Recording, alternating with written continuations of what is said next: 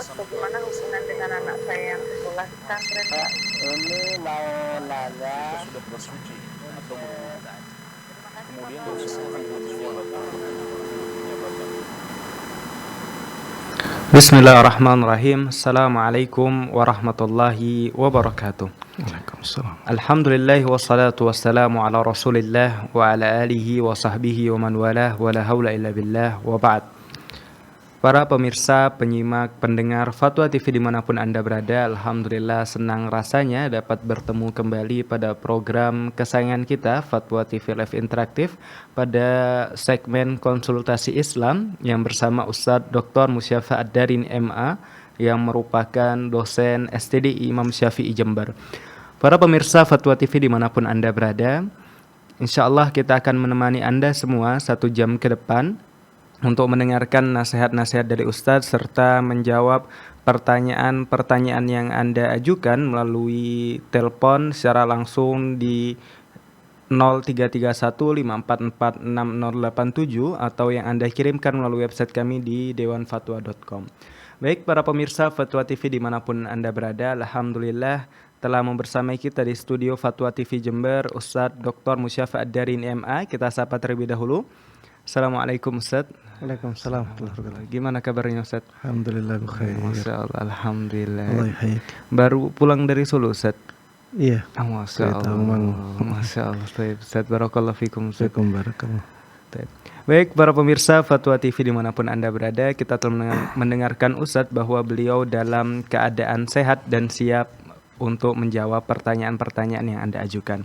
Baik, para pemirsa Fatwa TV dimanapun Anda berada, kami informasikan pula bahwa program kali ini turut pula dirilai oleh beberapa radio, di antaranya adalah Radio MDFM Probolinggo, Radio Binbas Yogyakarta, Radio Sahabat Tegal, Radio Hang FM Banten, Radio Amuba Pangkal Pinang, Radio Sago FM Sumatera Barat, Radio Gema FM Bontang, Radio Al-Hikmah Banyuwangi, Radio Tua FM Riau, dan Radio Mas FM Seragen.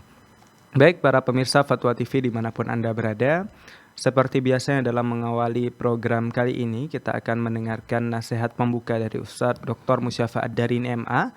Untuk menyingkat waktu kami persilahkan. Bismillahirrahmanirrahim. Alhamdulillahirabbil alamin. Wassalatu wassalamu ala asyrafil anbiya'i wa sayyidil mursalin. Nabiyina Muhammadin wa ala alihi wa sahbihi wa man tabi'ahum bi ihsanin ila yaumiddin. Para jemaah sekalian, kaum muslimin dan kaum muslimat rahimana wa rahimakumullah. Satu ayat di dalam Al-Qur'an yang bisa menjadi prinsip dalam kehidupan kita. Ayat di surat Yusuf ayat ke-90. Di akhir ayat ini Allah Subhanahu wa taala mengatakan innahu man yattaqi wa yasbir fa innallaha la yudhi'u ajral muhsinin.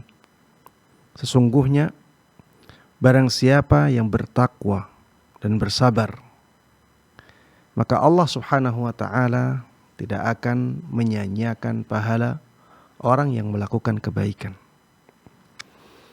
Ayat ini para jemaah sekalian rahiman wa rahimakumullah harusnya kita pegang teguh.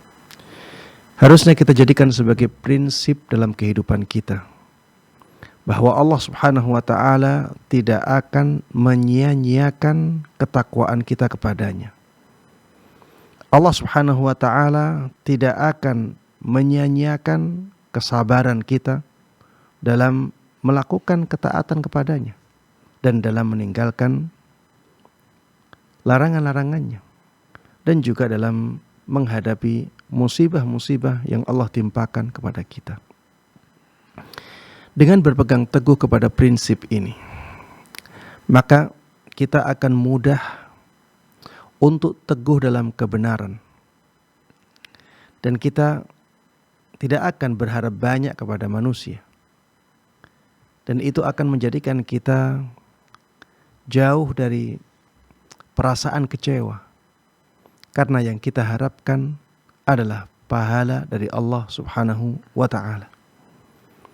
Jemaah sekalian rahimana wa rahimakumullah, bertakwa sebagaimana kita tahu semuanya adalah berusaha untuk menjalankan semua perintah-perintah Allah Subhanahu wa taala dan meninggalkan semua larangan-larangannya. Itulah ketakwaan kita kepada Allah Subhanahu wa taala.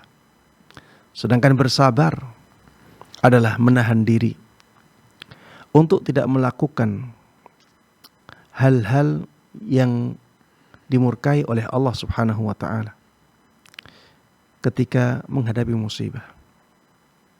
Kemudian menahan diri untuk tetap menjalankan ketaatan kepadanya dan menahan diri untuk meninggalkan larangan-larangannya. Itulah kesabaran. Para jemaah sekalian rahiman rahimakumullah.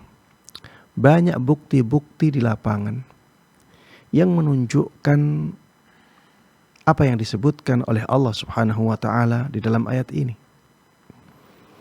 Banyak orang-orang yang dengan bersabar dalam ketakwaannya akhirnya mendapatkan pahala yang sangat agung dari Allah Subhanahu wa taala. Bahkan mendapatkan kenikmatan di dunia sebelum di akhiratnya. Ayat ini berkaitan dengan kisah Nabi Yusuf. Dan lihatlah Nabi Yusuf diuji oleh Allah Subhanahu wa taala dengan kezaliman dari saudara-saudaranya. Kemudian Allah uji dengan gangguan fitnah wanita. Tapi subhanallah, Nabi Yusuf dengan kesabarannya, dengan ketakwaannya kepada Allah Subhanahu wa taala, beliau mampu menghadapi ujian tersebut dengan baik. Dan akhirnya beliau dimuliakan oleh Allah Subhanahu wa taala menjadi raja Mesir. Sebelum menikmati kenikmatan di akhirat, beliau sudah menikmati kenikmatan dunia. Lihatlah Nabi Muhammad sallallahu alaihi wasallam. Beliau diuji oleh Allah Subhanahu wa taala dengan ujian yang luar biasa di awal dakwah beliau. Kaum kafir Quraisy Makkah menuduh beliau dengan tuduhan-tuduhan yang menjadikan dada beliau sempit. Disebarkan berita bahwa beliau adalah orang gila. Beliau adalah tukang sihir. Beliau adalah orang yang memecah belah umat. Beliau adalah orang yang menghina para pemuka atau para leluhur kaum Quraisy dan seterusnya. Tuduhan-tuduhan yang sangat luar biasa zalim. Belum lagi beliau dipukul, beliau dilempar dengan kotoran atau jeroan dari onta, dilempar dari atas ketika beliau sedang sujud. Beliau disiksa ya para sahabatnya, ya para sahabat beliau banyak yang disiksa ketika di Makkah. Beliau diboikot bersama para sahabatnya. Sampai akhirnya beliau ya ingin hijrah ke Taif. Dan beliau lakukan hijrah ke Taif. Sahabat-sahabat beliau banyak yang akhirnya hijrah ke Habasyah. Kemudian akhirnya beliau hijrah ke Madinah.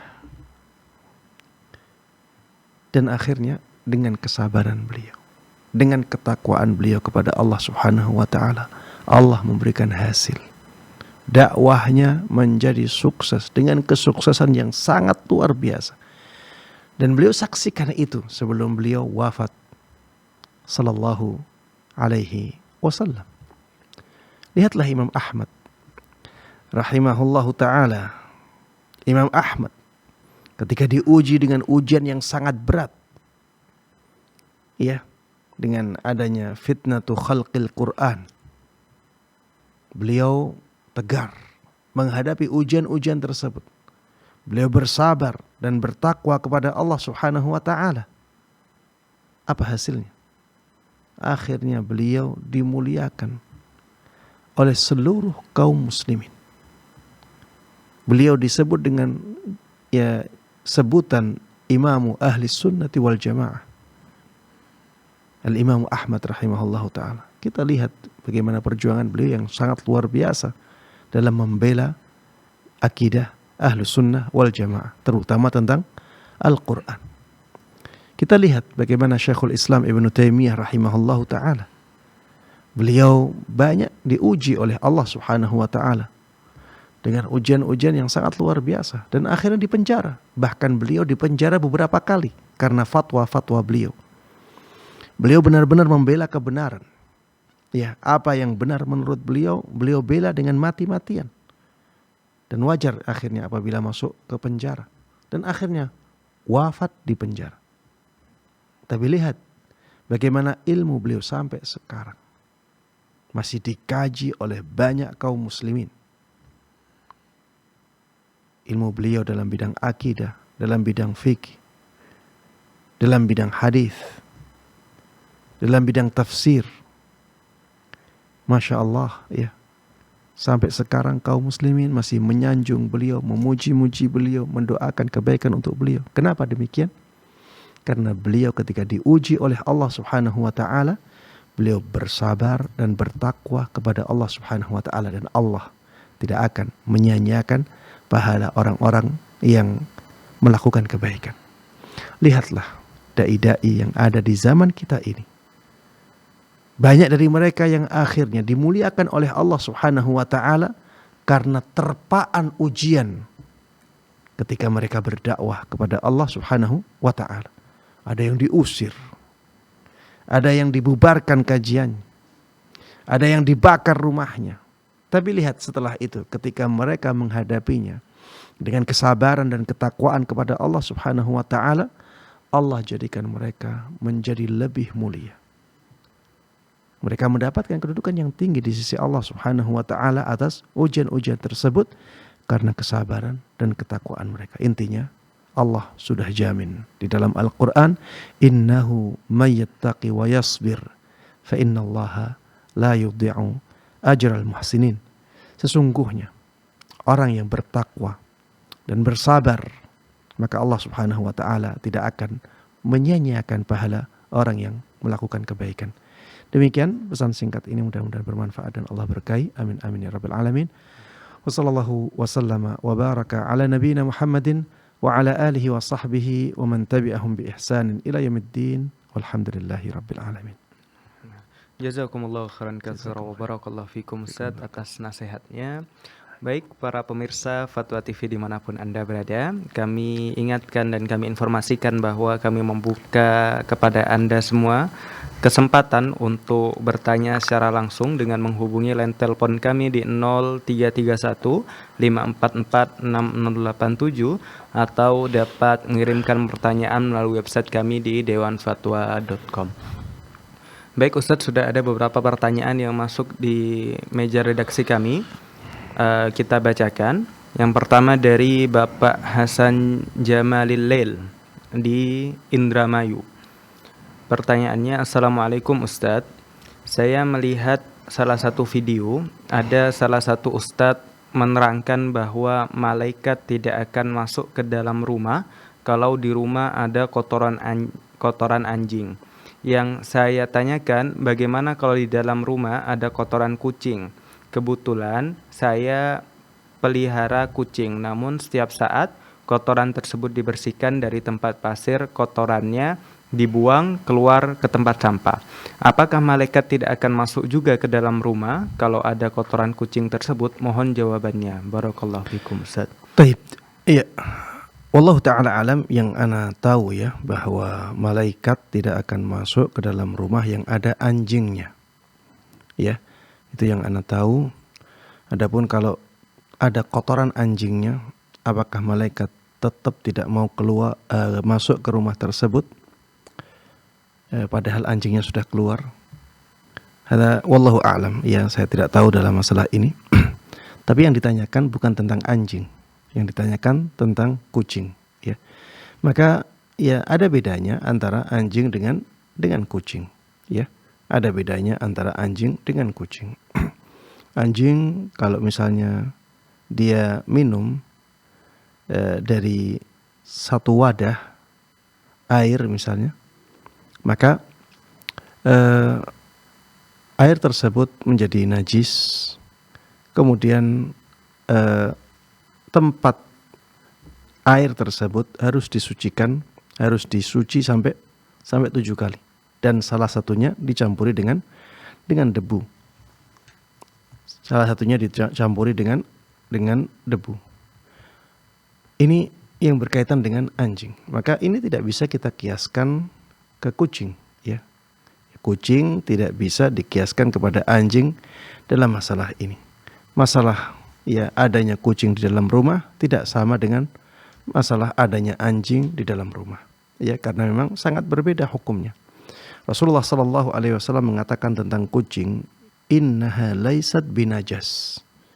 Innaha minat tawafin 'alaikum wat tawafat. Sesungguhnya kucing itu tidak najis. Sesungguhnya ya, karena kucing itu termasuk hewan-hewan yang berkeliaran di sekitar kalian. Sehingga ya ini menunjukkan ya bahwa adanya kucing yang berkeliaran di sekitar manusia, baik di dalam rumah maupun di luar rumah, itu tidak ada masalah. Ya, tidak ada masalah. Berbeda dengan anjing. Taib. Sehingga hukumnya berbeda. Adanya kucing di dalam rumah tidak menjadikan malaikat tidak masuk ke rumah tersebut. Begitu pula adanya kotoran kucing di dalam rumah tidak menjadikan malaikat tidak mau masuk ke rumah tersebut. Ya, demikian wallahu taala alam. Jazakumullah khairan katsiran Ustaz wa barakallahu fikum. Ustaz, lalu terkait masalah memelihara kucing, Ustaz, boleh Ustaz? Iya, memelihara kucing dibolehkan ya. Bahkan dikatakan bahwa sahabat Abu Hurairah, kenapa dijuluki sebagai Abu Hurairah? Karena beliau ya memiliki kucing kecil. Jadi Hir ditasghir menjadi Hurair. Ya, kalau kucingnya kucing ya betina, Hirrah, tasghirnya Hurairah. Ya, dia Abu Hurairah. Itu menunjukkan bahwa memelihara kucing tidak ada masalah. Ya, Jazakumullah khairan wa barakallahu fikum Ustaz. Semoga bisa menjawab Bapak Hasan di Indramayu. Baik para pemirsa Fatwa TV dimanapun Anda berada, kami ingatkan kembali, kami membuka kesempatan kepada Anda semua untuk bertanya secara langsung dengan menghubungi line telepon kami di 0331544687 atau bisa mengirimkan pertanyaan melalui website kami di dewanfatwa.com.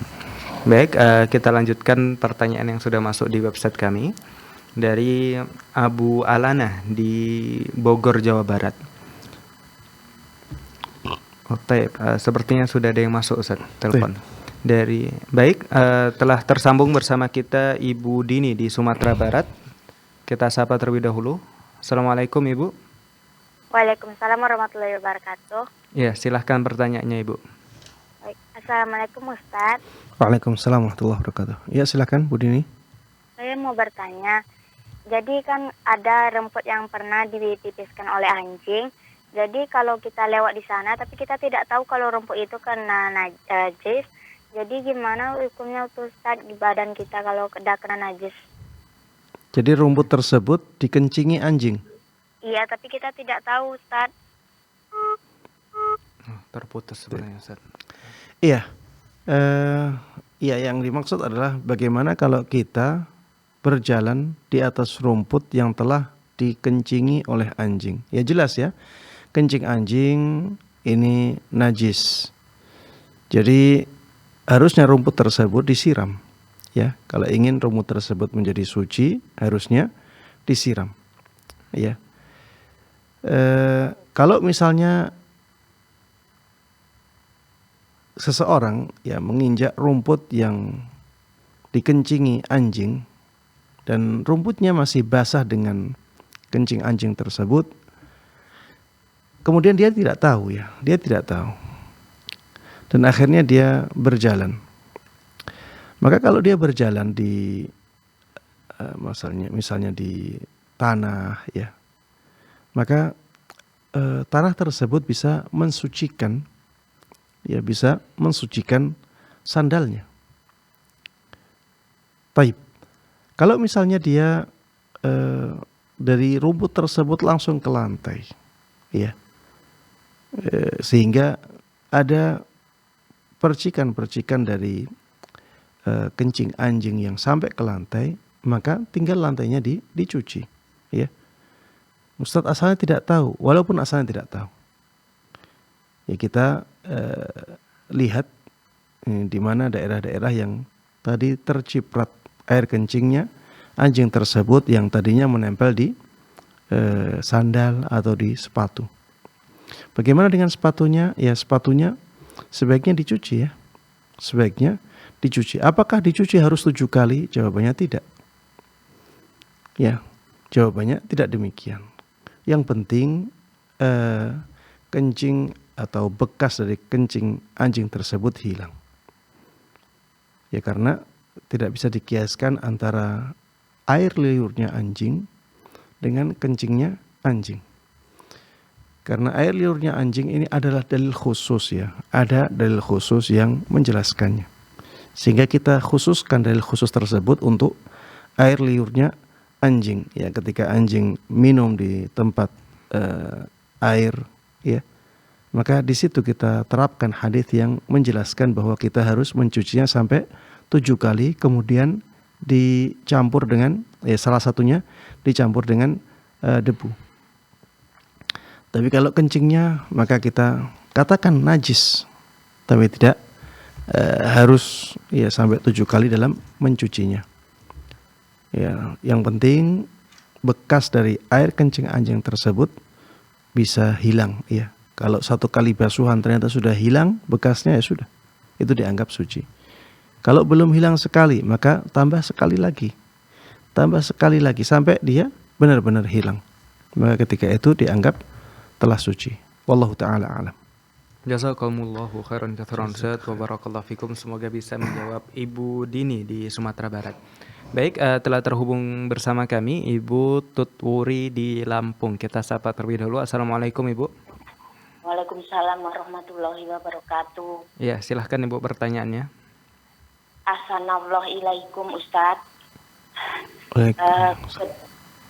Begini Ustaz, ketika kita selesai halangan jam 5:30 kita mandi masih ada, tapi maghrib habis, isya habis, bagaimana itu Ustaz?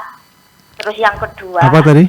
Yang kalau ditanyakan apa yang pertama? Nggak Ya, jelas. coba diulangi Bu yang pertanyaan pertama.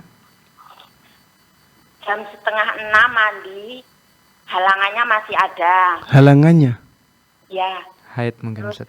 haidnya. ya, ya Mm-mm. Ustaz. Mm-mm. Terus jam maghrib nggak kelihatan, Iya, isya nggak kelihatan iya. mana. Terus yang satunya Itu ketika kita Hari keberapa ini? ini hari terakhir, pokoknya penghabisan.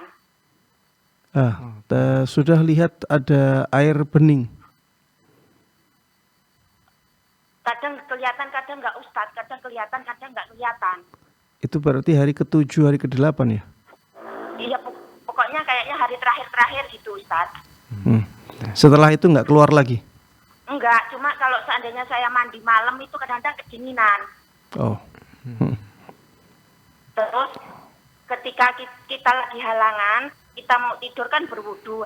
Apa pembalutnya itu diganti apa tidak Ustaz? Jazakumullahu khairan Ustaz jawabannya. Iya, iya. Iya, para jamaah sekalian rahimana wa rahimakumullah. Tentang orang yang sudah sampai di hari terakhir haidnya. Ya. Sudah di hari terakhir haidnya.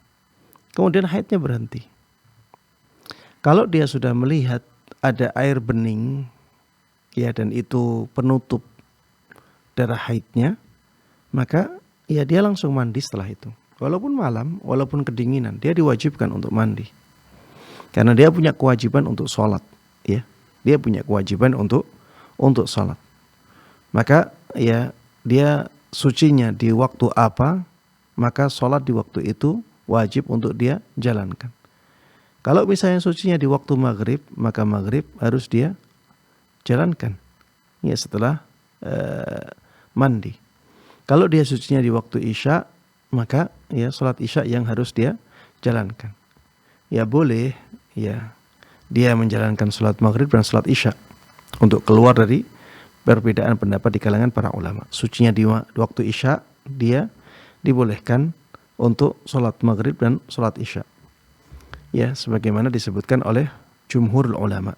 ya. Tapi kalau misalnya dia sholat isya saja, maka itu dibolehkan juga. Wallahu a'lam. Tapi kalau misalnya tidak ada air bening tadi, tidak ada air bening, kemudian dia dapati jalan keluarnya darah tersebut kering, ini tanda berhentinya haid yang kedua. Kalau yang air yang bening itu jelas ya, menunjukkan bahwa haid memang telah berhenti, karena yang keluar berganti dengan air bening.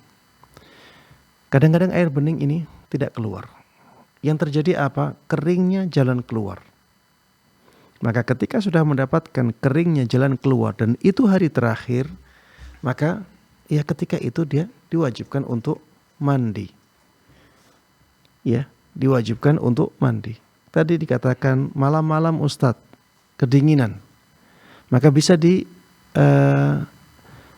disiasati dengan cara misalnya memanaskan air. Kita bawa air ke dapur, kemudian kita panaskan, kemudian kita gunakan untuk mencampur air yang dingin, ya. Kita mencampuri air yang dingin dengan air yang panas ini, sehingga ya kita bisa mandi ya dengan air yang tidak dingin. Atau misalnya di sekarang ya ada banyak heater, ya. Ini bisa dimanfaatkan kalau kita punya, ya.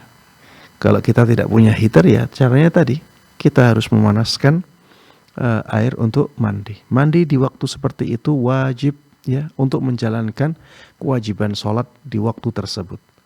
Maka al-wasail laha ahkamul maqasid, ya. Jadi wasilah atau jembatan atau perantara menuju sesuatu yang wajib, hukumnya juga menjadi wajib. Sholat bagi dia sudah wajib, maka perantara kepada sholat, ya, seperti mandi, wudu, ya, menjadi wajib bagi dia. Wallahu ta'ala alam. Pertanyaan yang kedua tentang apakah kalau seorang yang haid sebelum tidur dia wudu, apakah sebaiknya ganti pembalut, ya? Ana melihat iya, ya. Jadi bersihkan, kemudian pakai pembalut baru, kemudian wudu, kemudian tidur. Ya, ini ana melihat lebih afdal karena itu lebih bersih. Wallahu a'lam. Jazakumullahu khairan katsiran wa barakallahu fikum Ustaz. Semoga bisa menjawab Ibu Tutwuri di Lampung. Baik para pemirsa Fatwa TV dimanapun Anda berada, alhamdulillah telah terhubung bersama kami Bapak Kadan di Cianjur. Kita sapa terlebih dahulu. Assalamualaikum Bapak. Waalaikumsalam warahmatullahi wabarakatuh. Ya, silahkan pertanyaannya Bapak. Assalamualaikum warahmatullahi wabarakatuh Pak Ustadz. Waalaikumsalam warahmatullahi wabarakatuh. Ini saya ingin menanyakan tentang masalah menggabungkan dua sholat Ustadz. Jadi kalau misalkan kita ini sholat tahajud itu 2 rakaat Ustadz, apakah boleh digabungkan yang 2 rakaat itu dengan sholat syukur wudu Ustadz? Apa harus dipisah Ustadz? Sholat sunnah wudu di dalam sholat duha Ustadz. Jadi apakah kalau kita biasa sholat duha ataupun sholat tahajud 2 rakaat itu, apakah boleh digabung dengan sholat syukur wudu Ustaz? Atau harus dipisah dua-dua Ustaz? Jelas Ustaz. Kemudian Ustaz yang kedua, ketika kita sakit di bagian kepala sehingga menyulitkan kita untuk menundukkan kepala ke lantai Ustaz, lalu hanya menundukkan saja Ustaz, tidak sempurna, tidak sampai menempel si jidat kita ini ke lantai Ustaz. Lalu bagaimana posisi tangan? Apakah terus di paha atau di lantai tangannya Ustaz? Baik. Ya. Assalamualaikum warahmatullahi wabarakatuh. Waalaikumsalam warahmatullahi wabarakatuh. Iya, pertanyaan yang pertama, ya, tentang apa tadi? Tentang Ustaz, menggabungkan sholat. Iya, menggabungkan sholat, ya. Sholat malam dengan sholat sunnah wudu, ya, yang ana pahami, ya. Atau sholat duha dengan sholat sunnah wudu, apakah bisa digabungkan? Wallahu ta'ala alam. Apabila memang orang tersebut selesai wudu, kemudian setelah itu dia sholat, maka ana melihat boleh digabungkan antara sholat sunnah wudu dengan sholat malam, ya, karena waktunya sama, ya, dan perbuatannya sama, ya, 2 rakaat waktunya sama, ya, pas malam hari, pas setelah wudu, maka ana melihat bisa digabungkan. Begitu pula dengan sholat sunnah duha dengan sholat sunnah wudu. Jadi dia ingin sholat duha, kemudian sholat sunnah wudu juga, karena dia memang selesai berwudu. Apakah boleh digabungkan? Ana melihat wallahu ta'ala alam boleh digabungkan, karena waktunya sama, perbuatannya sama. Tidak ada pertentangan di sini, ya, sehingga boleh dilakukan dengan dua niat. Memang ya kalau dipisah itu lebih afdal. Kenapa lebih afdal? Karena lebih banyak amalnya. Kemudian keluar dari perbedaan pendapat di kalangan para ulama. Karena memang di sana ada sebagian ulama yang mengatakan tidak boleh kita menggabung-gabungkan dua amalan menjadi satu seperti ini. Walaupun ini pendapat yang kurang kuat, ya, tapi ada pendapat itu. Sehingga kalau kita pisah dua sholat ini, kita keluar dari perbedaan pendapat ini. Dan termasuk di antara kaidah yang sering disebut oleh para ulama adalah kaidah al-khuruju minal khilafi mustahab. Ya, keluar dari perbedaan pendapat di antara para ulama itu dianjurkan. Ya, selama kita bisa keluar dari perbedaan pendapat, ya, maka lakukan.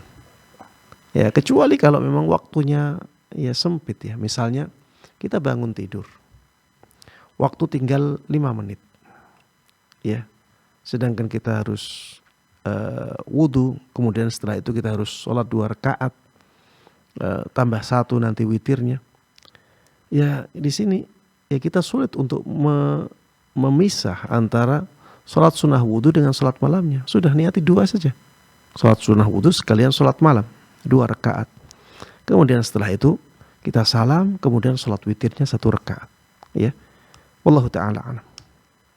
Baik, Ustaz. Jazakumullah khairan katsira wa barakallahu. Ada pertanyaan yang kedua apa tadi? Oh iya, Ustaz, terkait tentang orang yang sakit kepala, kalau dia meletakkan kepalanya ke tanah, ya, dalam posisi sujud, maka dia akan sangat sakit sekali. Kalau misalnya hal ini ya sangat mengganggu, ya, sangat mengganggu yang akhirnya seseorang tidak kuat melakukan sujud, atau kalau melakukan sujud kekhusyuan langsung buyar, maka orang yang seperti ini wallahu ta'ala alam mendapatkan keringanan untuk melakukan gerakan, ya, sebagai isyarat dia bersujud, sebagai isyarat dia bersujud. Ya, lakukan gerakan menundukkan kepala semaksimal mungkin, ya, semaksimal mungkin. Kemudian kalau masih bisa meletakkan tangan di tanah, letakkan tangan di tanah, ya, letakkan tangan di lantai. Karena kata para ulama, al-maisur la yasqutu bil ma'sur, ya. Ini kaidah yang masyhur di kalangan para fuqaha. Sesuatu yang mudah dilakukan itu tidak gugur dengan sesuatu yang sulit dilakukan. Di sini orang ini sulit untuk meletakkan kepalanya di lantai, tapi dia masih bisa meletakkan kedua tangannya di lantai. Maka lakukan itu, letakkan kedua tangan di lantai, kemudian maksimalkan kita dalam menundukkan kepala kita. Ya, demikian wallahu ta'ala alam. Jazakumullah khairan wa barakallahu fikum, Ustaz. Semoga bisa menjawab Bapak Kadan di Cianjur. Baik, telah terhubung bersama kami Ummu Zahra di Riau. Kita sapa terlebih dahulu. Assalamualaikum, Ibu.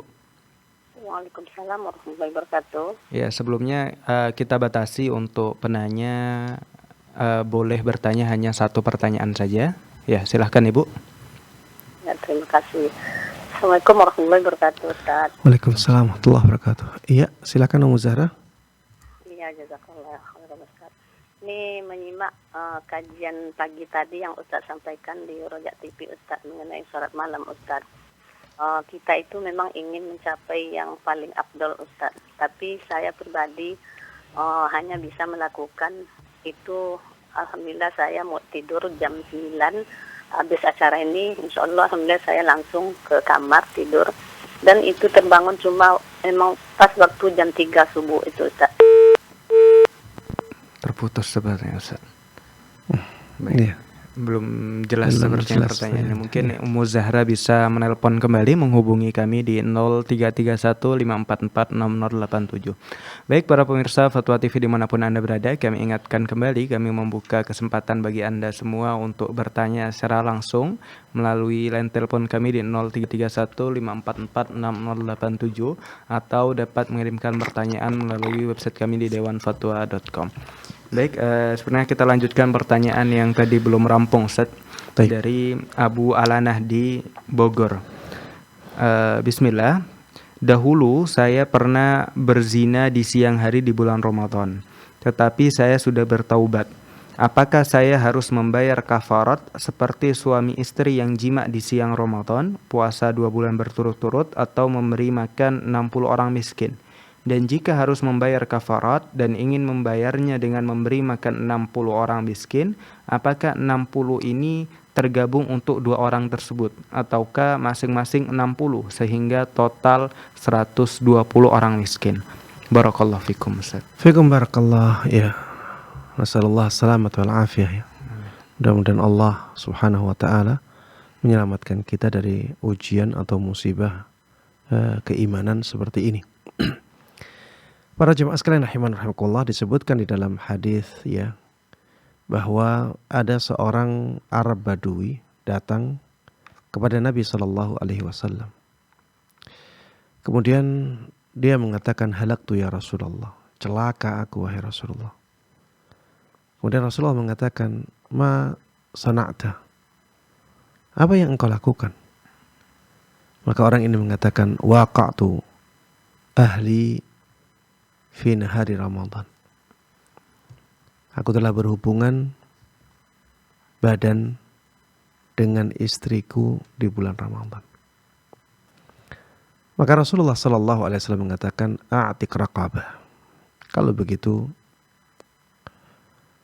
merdekakan satu budak. Kemudian orang ini mengatakan, aku tidak mampu. Maka Rasulullah sallallahu alaihi wasallam mengatakan, kalau begitu kamu harus puasa 2 bulan berturut-turut. Orang ini mengatakan, aku sudah tua, aku tidak mampu juga. Maka Rasulullah sallallahu alaihi wasallam menjawab, kalau tidak bisa, maka kamu harus bersedekah, ya, kepada 60 fakir miskin. Kamu harus bersedekah kepada 60 fakir miskin, bersedekah makanan, ya. Bersedekah makanan ini maksudnya makanan yang pantas untuk dimakan oleh seseorang, ya. Ada yang mengatakan boleh juga dengan memberikan kepada fakir miskin 1,5 kilo atau setengah sok. Setiap orangnya setengah sok. Jadi dikalikan saja. Kalau 60 kali 1 kali setengah sok atau 1,5 kilo berapa? Kemudian orang ini mengatakan, apakah saya akan bersedekah kepada orang yang lebih fakir dari saya? Sebelumnya orang ini mengatakan, aku tidak punya, aku fakir, aku miskin, tidak punya sebanyak itu. Maka akhirnya Rasulullah Shallallahu Alaihi Wasallam masuk ke rumah beliau. Kemudian beliau memberikan kurma. Beliau memberikan kurma untuk disedekahkan oleh orang ini. Akhirnya orang ini mengatakan, apakah aku bersedekah kepada orang yang lebih fakir daripada aku? Karena ternyata tidak ada yang lebih fakir dari dia. Akhirnya Rasulullah Sallallahu Alaihi Wasallam tertawa. Kemudian Rasulullah katakan, sudah, bawa pulang saja. Taib, di dalam hadis ini, para jamaah sekalian rahimana wa rahimakumullah, Rasulullah Shallallahu Alaihi Wasallam mewajibkan kepada orang ini membayar kafarat. Padahal orang ini sebenarnya melakukan jima yang ketika di luar Ramadan atau di selain siang Ramadan dibolehkan. Ya, karena dia suami istri. Tapi itu pun mendatangkan tebusan dan tebusannya juga berat. Apalagi orang yang berzina. Ya, apalagi orang yang berzina. Ini lebih berat lagi. Maka dia lebih pantas mendapatkan hukuman ini, yaitu kafarah. Dan kafarah ini jangan salah difahami ya. Jangan salah faham terhadap kafarat-kafarat yang disebutkan oleh Rasulullah Sallallahu Alaihi Wasallam. Di sini tidak ada pilihan. Di sini tidak ada pilihan dan kita milih seenaknya. Tidak. Di sini berurutan. Ya. Jadi kalau misalnya yang pertama kita mampu, maka nggak boleh kita pindah ke yang kedua. Kalau misalnya kita bisa mendapatkan budak di zaman ini dan kita bisa memerdekakannya, maka itu yang wajib dilakukan. Dia tidak boleh puasa 2 bulan berturut-turut. Kalaupun puasa maka tidak cukup karena dia mampu untuk memerdekakan budak. Makanya Rasulullah Sallallahu Alaihi Wasallam pertama kali memerintahkan adalah memerintahkan a'tiq raqabah, merdekakan budak. Kemudian orang ini mengatakan, aku tidak mampu. Baru Rasulullah Sallallahu Alaihi Wasallam memberikan pilihan yang kedua. Kalau begitu, maka kasih makan kepada 60 fakir miskin. Orang ini mengatakan, aku nggak mampu juga. Puasa 60 hari atau 2 bulan berturut-turut. Orang ini mengatakan nggak mampu. Maka Rasulullah mengatakan, kalau begitu kasih makan kepada 60 fakir miskin. Jadi ini tahapan ya. Jadi kalau tahapan yang pertama itu masih kita mampu, kita nggak boleh ke tahap yang kedua. Baru kalau yang pertama kita tidak mampu, kita baru boleh ke tahap kedua. Nggak boleh kita langsung ke tahap ketiga. Selama kita masih mampu berpuasa 2 bulan berturut-turut, maka itu yang diwajibkan oleh Allah kepada orang yang demikian. Kalau orangnya mengatakan, Ustadz ini berat sekali, padahal dia masih muda. Berat sekali karena dia mengikuti syahwatnya. Maka yang seperti ini tidak dianggap ya. Walaupun berat, memang itu hukuman. Ya hukuman kalau nggak berat terus, gimana orang akan takut? Hukuman dibuat oleh Allah Subhanahu wa taala di sini adalah agar orang takut untuk merusak kehormatan bulan Ramadan dengan tindakan tersebut. Makanya para ulama mengatakan bahwa jima itu termasuk mufsidat as-saum yang paling berat ya. Jadi perusak puasa yang paling berat itu jima ini. Makanya ada hukuman yang memberatkan. Puasa 2 bulan berturut-turut memang berat, tapi orang yang masih muda, orang yang belum tua renta masih kuat ya untuk menjalankan puasa 2 bulan berturut-turut. Ya harus sabar. Itu konsekuensi. Makanya jangan sampai melakukan itu. Tapi kalau sudah terjadi ya harus ya menjalankan konsekuensinya, bertanggung jawab. Baru kalau tidak bisa ya misalnya tua renta atau sakit yang menahun ya sehingga nggak boleh lapar-lapar, nggak boleh berpuasa oleh tenaga kesehatan, oleh ahli kedokteran. Nah, ketika itu baru pindah ke pilihan atau tahap yang berikutnya, yaitu memberikan makan kepada 60 fakir miskin. Kalau misalnya dua-duanya, ya suami istri ini akhirnya 2 orang yang berzina ini akhirnya menikah dan dua-duanya bertaubat kepada Allah Subhanahu wa taala. Dua-duanya punya kewajiban. Dua-duanya punya kewajiban. Kalau misalnya dua-duanya masih mampu untuk berpuasa 2 bulan berturut-turut, dua-duanya punya kewajiban itu. Ya, makanya jangan lakukan ini ya. Kita bersabar ya dari mulai terbitnya fajar shadiq sampai terbenamnya matahari saja. Setelah itu boleh melakukan itu lagi. Maka kalau ingin melakukannya, lakukan di malam hari, jangan lakukan di siang hari. Ya, kalau misalnya tidak mampu semuanya untuk puasa 2 bulan berturut-turut, ya maka memberi makan kepada 60 fakir miskin setiap orangnya. Setiap orangnya. Berarti ya sebagaimana disebutkan dalam pertanyaan 120 orang jadinya. Ya demikian, wallahu taala alam. Jazakumullah khairan wa barakallahu fikum Ustaz. Semoga bisa menjawab Abu Alana di Bogor. Baik para pemirsa Fatwa TV dimanapun Anda berada, kami ingatkan kembali, kami membuka kepada Anda semua kesempatan untuk bertanya secara langsung dengan Ustaz dengan menghubungi line telepon kami di 0331544687 atau Anda dapat mengirimkan pertanyaan melalui website kami di dewanfatwa.com. Baik Ustadz, kita lanjutkan membaca pertanyaan yang sudah masuk di meja redaksi kami dari Bapak Gilang di Jakarta Selatan. Assalamualaikum warahmatullahi wabarakatuh. Waalaikumsalam. Izin saya mau bertanya perihal rumah tangga. Jadi istri saya baru saja melahirkan anak keempat kami di awal tahun ini. Lalu berpesan kepada saya untuk istirahat dulu memiliki anak. Jeda karena anak kami lahirnya cenderung dekat-dekat. Apakah ana menjadi zalim atas kehamilan istri anak ini karena istri menganggap saya tidak bisa mengontrol saat sedang berhubungan pasca nifas? Jazakumullahu khairan katsira. Qadarullah sepertinya istri ana hamil. Baik. Iya, para jamaah sekalian rahimanallah rahimakumullah. Ya, banyak orang yang subhanallah ya diberikan nikmat oleh Allah Subhanahu wa taala dengan sangat melimpah. Ya seperti ini Masya Allah, berdekatan ya anak-anaknya, dan itu nikmat yang sangat besar yang Allah berikan kepada dia. Ada juga di sana ya orang yang sangat mengharapkan anak tapi tidak datang-datang. Allah tidak kasih. Ada juga di sana yang sudah hamil tapi ternyata keguguran.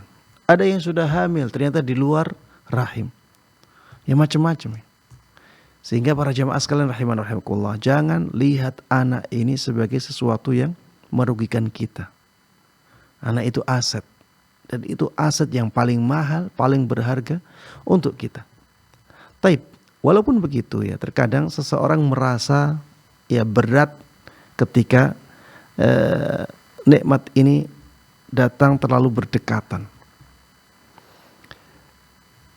Tapi tetap saja ya, wajib untuk kita syukuri. Nikmat yang seperti ini wajib untuk kita syukuri. Hanya saja kita harus cari solusi. Ya, kita harus cari solusi. Baik, apakah zalim ketika tidak bisa mengontrol ya waktu kelahiran atau waktu kehamilan? Jawabannya enggak. Kita tidak zalim. Ya, karena kehamilan itu takdir Allah Subhanahu wa taala. Allah yang menentukan. Bukan suami. Dan juga bukan istri. Apapun usaha suami, kalau Allah tidak mentakdirkannya, maka tidak akan terjadi. Apapun yang dilakukan oleh suami, kalau Allah sudah mentakdirkannya, maka akan terjadi. Sehingga jangan salahkan suami. Jangan salahkan suami. Begitu pula ya, kita juga tidak bisa menyalahkan istri. Karena kedua-duanya ini hanya perantara saja. Perantara bagi Allah Subhanahu wa taala untuk mewujudkan takdirnya. Kalau Allah Subhanahu wa taala ingin tidak ada kehamilan tersebut, maka tidak akan terjadi sama sekali. Baik. Ketika istri berpesan seperti ini, maka ini menunjukkan bahwa suami harus punya andil dalam membantu istri. Jadi suami harus lebih perhatian lagi terhadap istrinya. Karena istri sudah merasa berat ya, berarti suami harus banyak membantu. Suami harus banyak membantu di sini. Ya sediakan ya hal-hal yang dibutuhkan oleh istri, sehingga istri ketika menjalankan kewajibannya merawat anak misalnya, dia tidak keberatan, dia menjadi mudah. Ya misalnya kita menyediakan mesin cuci yang sudah tidak perlu banyak lagi seorang istri harus di depan mesin cucinya. Atau misalnya kita panggilkan untuk sementara pembantu rumah tangga yang menghandle pekerjaan istri ketika ada anak kecil. Ya ini dibolehkan, ya. Asalkan kita jaga ya. Adab-adab, kita jaga aturan-aturan syariat dalam hubungan kita dengan pembantu. Ya intinya kita tidak boleh menyalahkan suami, tidak boleh juga menyalahkan istri. Dan itu nikmat dari Allah Subhanahu wa taala. Hanya saja perlu diperhatikan bagaimana solusi agar istri tidak merasa keberatan. Ya, mungkin suami juga harus memberikan semangat, ya. Harus memberikan motivasi kepada istrinya agar semangat dan merasa ringan dalam merawat dan membesarkan anak tersebut. Ya, demikian Allahu taala alam. Jazakumullah khairan wa barakallahu fikum Ustaz. Semoga bisa menjawab Bapak Gilang di Jakarta Selatan. Ya, baik, telah tersambung kembali bersama kita Ummu Zahra yang tadi Ustaz di Riau. Baik Ibu, langsung saja dengan pertanyaannya. Ya, terima kasih. Assalamualaikum warahmatullahi wabarakatuh, Ustaz. Waalaikumsalam warahmatullahi wabarakatuh. Ini terkait dengan kita ingin memperoleh rahmat dari Allah Subhanahu wa taala, Ustaz, dengan kita menunaikan ibadah salat malam, Ustaz. Iya. Kan tadi pagi Ustaz menerangkan bahwa salat yang paling baik salat malam itu seperti salatnya Nabi Daud Iya. alaihi salam.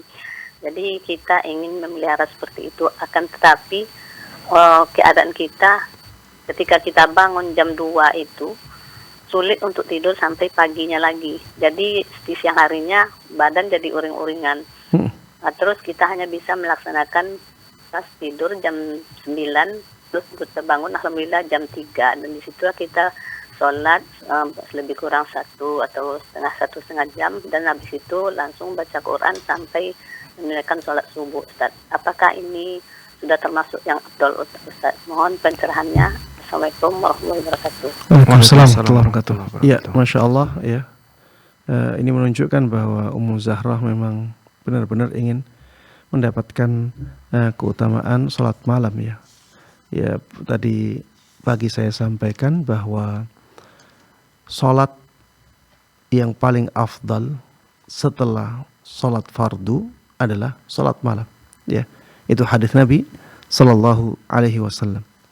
Dan Rasulullah Sallallahu Alaihi Wasallam juga menyabdakan bahwa salat malam itu kebiasaan orang-orang saleh, ya, kebiasaan orang-orang saleh. Jibril, ya, juga mengatakan kepada Nabi kita Muhammad Sallallahu Alaihi Wasallam kemuliaan seorang mukmin itu pada salat malamnya. Baik, kemudian juga disampaikan tadi bahwa uang yang paling mulia, yang paling afdal untuk waktu salat malam adalah sebagaimana dilakukan oleh Nabi Daud. Ya, Nabi Daud itu membagi waktu antara salat Isya dengan subuhnya menjadi 6. Menjadi 6. Setengahnya, ya, berarti 3/6. 6 dibagi 3 ya. Intinya 3 bagian dari 6 tersebut itu untuk tidur. Kemudian 2 bagian dari 6 setelahnya untuk sholat malam. Kemudian 1 bagian yang terakhir itu untuk tidur lagi. Inilah yang paling afdal. Dan itu dengan tegas disampaikan oleh Nabi kita Muhammad Sallallahu Alaihi Wasallam. Bahwa sholat malam yang paling dicintai oleh Allah Subhanahu Wa Ta'ala adalah sholat sebagaimana sholat malamnya Nabi Daud. Ya, dan caranya seperti itu, dan itulah yang dulu dilakukan oleh Nabi kita Muhammad Sallallahu Alaihi Wasallam. Kalau ini sulit untuk kita terapkan, ya maka lakukan yang paling afdal setelahnya. Setelah ini, yang paling afdal setelahnya adalah menjalankan sholat di akhir malam sampai waktu subuh. Ya, itu yang paling afdal, karena Allah Subhanahu Wa Taala turun ke langit dunia setiap malamnya di sepertiga malam terakhir, ya, sepertiga malam yang paling akhir. Disitulah Allah Subhanahu Wa Taala turun ke langit dunia. Ketika ya ibu penanya tadi bisa melakukan yang kedua, ya, maka itu masih sesuatu yang sangat afdal, sangat bagus sekali. Ya mudah-mudahan bisa istiqamah, karena itulah yang menjadi kemampuannya. Ya demikian, wallahu ta'ala alam. Jazakumullah khairan wa barakallahu fikum Ustaz. Semoga bisa menjawab Ummu Zahra di Riau. Baik Ustaz, alhamdulillah pertanyaan tadi sebagai pertanyaan penutup untuk kali ini Ustaz, program live kali ini. Kita ucapkan terima kasih Ustaz, jazakumullah khairan wa barakallahu fikum atas nasihat serta jawaban-jawabannya. Baik para pemirsa Fatwa TV dimanapun Anda berada, saksikan terus program live interaktif Fatwa TV dari hari Senin sampai dengan Jumat pada jadwal yang sudah ditentukan. Kami sampaikan pula untuk informasi lebih detail terkait Fatwa TV atau Dewan Fatwa Perhimpunan Al-Irsyad, Anda bisa mengakses website kami di dewanfatwa.com atau Fatwa TV ID. Dan kami mengajak Anda semua untuk berkontribusi dalam syiar dakwah Islam melalui rekening aktif yang bisa Anda saksikan di layar kaca Anda. Baik, pemirsa Fatwa TV yang semoga dirahmati Allah Subhanahu wa taala, terima kasih sekali lagi kami ucapkan bagi Anda semua para pemirsa, pendengar dan penyimak live interaktif kali ini, dan jangan lupa untuk menyaksikan live interaktif besok pagi bersama Ustaz Dr. Iqbal Gunawan MA dengan tema menjaga iman setiap hari Selasa pukul 10 pagi. Baik, para pemirsa Fatwa TV dan pendengar, akhirnya kami mewakili rekan kerja yang bertugas pamit undur diri. Kita tutup dengan doa kafaratul majlis. Subhanakallahumma wa bihamdika asyhadu an la ilaha illa anta astaghfiruka wa atubu ilaik. Wassalamualaikum warahmatullahi wabarakatuh. Ya Allah, terus bagaimana hubungan dengan anak saya yang sekolah di pesantren? Ini mau nanya sudah bersuci atau belum Ustaz?